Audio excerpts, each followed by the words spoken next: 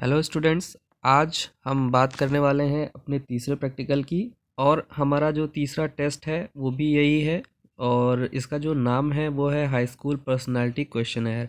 इससे पहले हम दो टेस्ट कवर कर चुके हैं, जिसमें से पहला जो टेस्ट था वो था हमारा PSSHI Palsane and Sharma study habit inventory, और दूसरा जो था हमारा वो था रेवेंस प्रोग्रेसिव मैट्रिसेस टेस्ट। तो आज हम बात करने वाले हैं इस तीसरे टेस्ट के बारे में, और इसकी पूरी डिटेल मैं आज आपको इस वीडियो में दूंगा।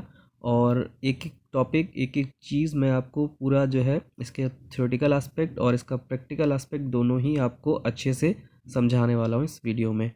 तो आइए स्टार्ट करते हैं वीडियो को।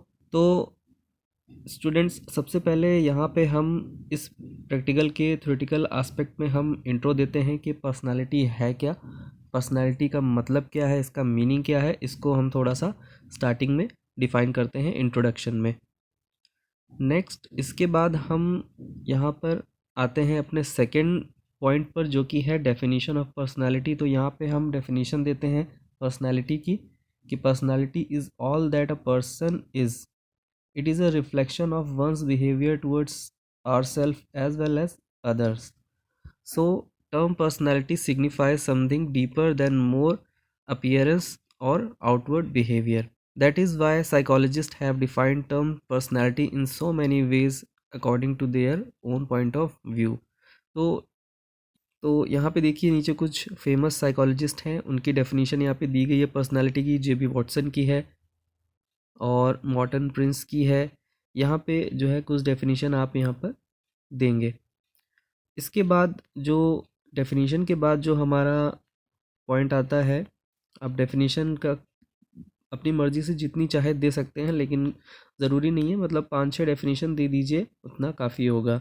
और इसके बाद हम यहाँ पे डेफिनेशन देखिए, यहाँ पे इन्होंने इसमें जो है आइजेंक की पर्सनालिटी को यहाँ पे डिफ़ाइन किया है। और इससे पहले जो भी पर्सनालिटी जिन जिन लोगों ने डिफ़ाइन की हैं उनके बारे में भी यहाँ पे थोड़ा सा बताया गया है, क्योंकि ये देना बहुत इम्पॉर्टेंट है थ्योरेटिकल एस्पेक्ट में।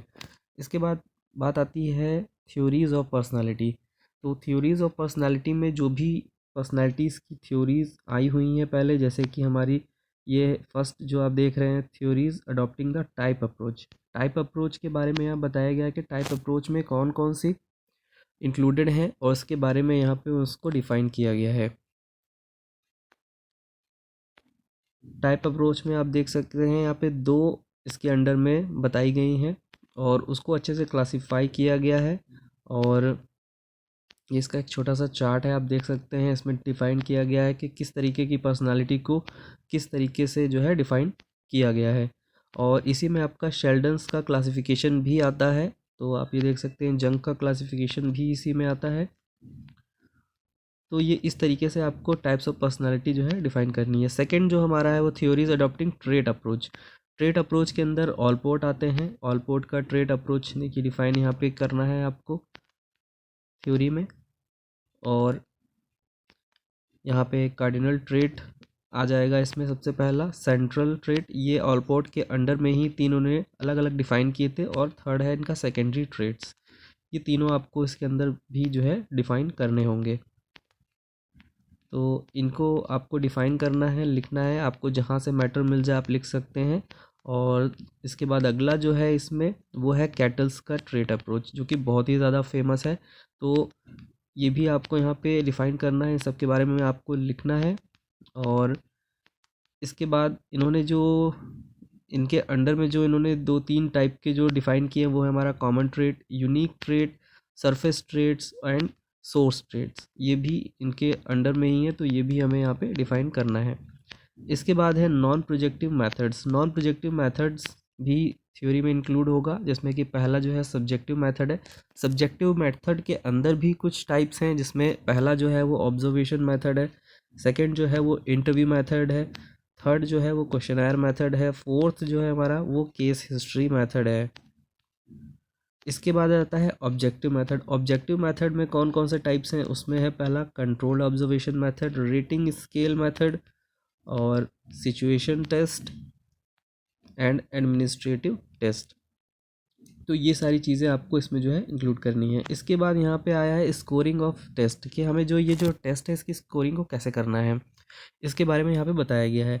यहाँ पे सबसे पहले बताया गया है क्रिएटिविटी को हम इसमें चेक करेंगे, और यहाँ पे क्रिएटिविटी की डेफिनेशन दी गई है। लीडरशिप के बारे में भी हम यहाँ पे पता करेंगे। तो ये दोनों ही चीज़ें हमें इस प्रैक्टिकल में जो है निकालनी है। इसके फॉर्मूले दिए गए हैं और उस फॉर्मूले के बेसिस पे ही हम जो है इन दोनों चीज़ों को फाइंड आउट करेंगे। तो अब आते हैं हम अपने मेन जो है प्रैक्टिकल एस्पेक्ट के ऊपर। तो सबसे पहले स्टार्टिंग में हमेशा की तरह name of the test, name of the founder. यहाँ पे फिर अगर हिंदी ट्रांसलेटर हैं तो हमने यहाँ भी इसको इंक्लूड किया है। ऑब्जेक्टिव क्या है टेस्ट का, उसको ज़रूर से ज़रूर इंक्लूड करना है।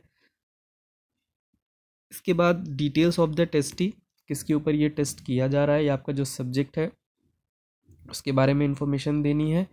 और टेस्टर कौन है इसका, तो उसके बारे में इंफॉर्मेशन देनी है। और इसके बाद है डिटेल्स ऑफ द टेस्ट।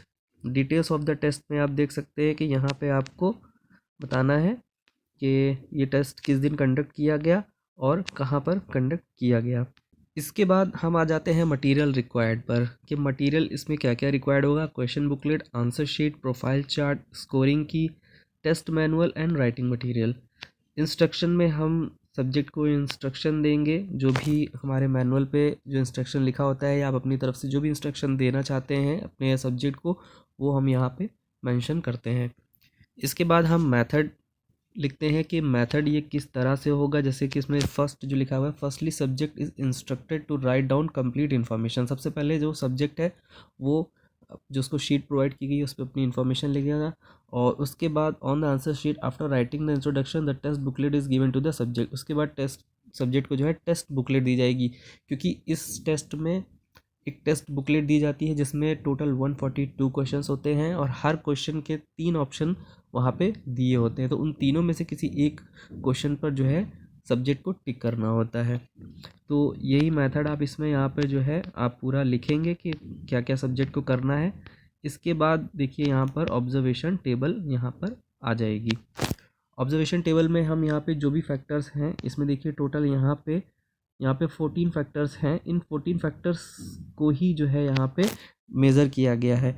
और हर फैक्टर का यहाँ पे सबसे पहले हम रॉ स्कोर निकालते हैं। मतलब जो भी हम यहाँ पे जो भी स्कोर आएगा, जो भी बच्चा जो है स्कोर जो भी वहाँ पे आप शीट में जो फिल करेगा, उसके साथ आपको यहाँ पे एक स्टेंसिल भी दी जाती है। स्टेंसिल दी जाती है, स्टेंसिल के साथ में आपके जो है एक दिया होता है, एक पेपर दिया होता है, उस पर सारे क्वेश्चंस जो हैं वो मेंशन होते हैं, 1 से लेकर 142 तक मेंशन होते हैं। उस 2 स्टेंसिल्स होती हैं, 2 स्टेंसिल्स को रख करके तब यहाँ पर रॉ स्कोर को निकाला जाता है। और रॉ स्कोर निकालने के बाद उसको स्टैंडर्ड स्कोर में कन्वर्ट किया जाता है।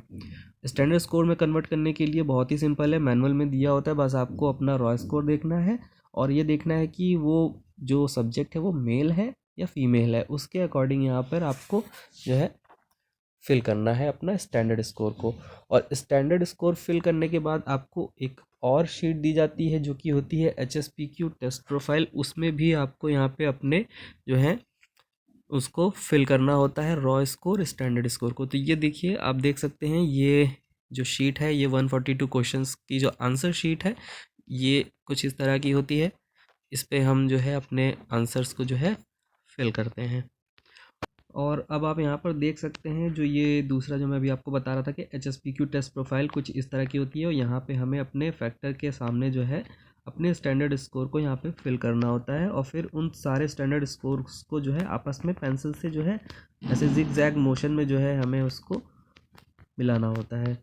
इसके बाद जो मेन जो चीज़ जो मैं बता रहा था कि आपको कैलकुलेशन करना है कि जो आपका सब्जेक्ट है उसके अंदर लीडरशिप पोटेंशियल ज़्यादा है कि क्रिएटिविटी ज़्यादा है। तो यहाँ पर आपको क्या करना है कि जो भी आपके फैक्टर्स आए हैं, जो भी आपके फैक्टर्स आपके जो सब्जेक्ट ने जो गेन किया है उसके बेसिस पर आप यहाँ पर जो है स्टूडेंट का हम जो है स्टैंडर्ड स्कोर जो होते हैं उसको यहाँ पर रखते हैं इस फार्मूले में। तो ये फार्मूला देखिए लीडरशिप का दिया गया है, क्रिएटिविटी का दिया गया है, और जो आपके स्टैंडर्ड स्कोर आए हैं हर फैक्टर के उसको आप यहाँ रख करके निकालेंगे। तो जैसा कि यहाँ पे लीडरशिप पोटेंशियल आया है 5.5 और क्रिएटिविटी जो आई है वो आई है 7.7। तो यहाँ पे अब ये पता चल रहा है कि जो सब्जेक्ट है जिसके ऊपर ये टेस्ट कंडक्ट किया गया उसकी क्रिएटिविटी ज़्यादा है। तो यहाँ पे हमें ये डिफाइन करना होता है। उसके बाद आते हैं इंटरप्रिटेशन में। इंटरप्रिटेशन में क्या करना होता है हमें कि हर फैक्टर का हमें इंटरप्रिटेशन बताना है कि उसने कितना रॉ स्कोर फाइंड किया और उसके बेसिस पर उसका स्टैंडर्ड स्कोर क्या रहा, और उसके बेसिस पर जो आपका जो HSPQ टेस्ट प्रोफाइल है उसमें अगर आपका जो है, अगर लेफ्ट साइड अगर आपका स्टैंडर्ड स्कोर है, मतलब देखा जाए 1 2 3 4 5, ये आपका लेफ्ट साइड में है और राइट साइड में 6 7 8 9, तो जिस भी तरफ आपका स्टैंडर्ड स्कोर फॉल कर रहा है उसी के बेसिस पर वहाँ पे उसके जो है पर्सनालिटी का जो है डिस्क्रिप्शन दिया हुआ गया है। जैसे आपका फैक्टर ए है तो उसका देखा जाए तो वहाँ पे लिखा हुआ है कि वो बच्चा जो है वो एवरेज है, वार्म हार्टेड है, पार्टिसिपेटिंग है, और साथ ही साथ जो है वो रिजर्व भी है और अटैच्ड भी है। तो ये कुछ जो फैक्टर है आपको दोनों साइड के ही लिखने हैं, लेकिन जिस साइड में ज़्यादा फॉल कर रहा है उस साइड का आपको 2 3 फैक्टर ज़्यादा लिखने हैं, और जिस साइड नहीं फॉल कर रहा है उसका अगर आप 1 2 भी लिख देते हैं, नहीं भी लिखते हैं तो भी चलता है।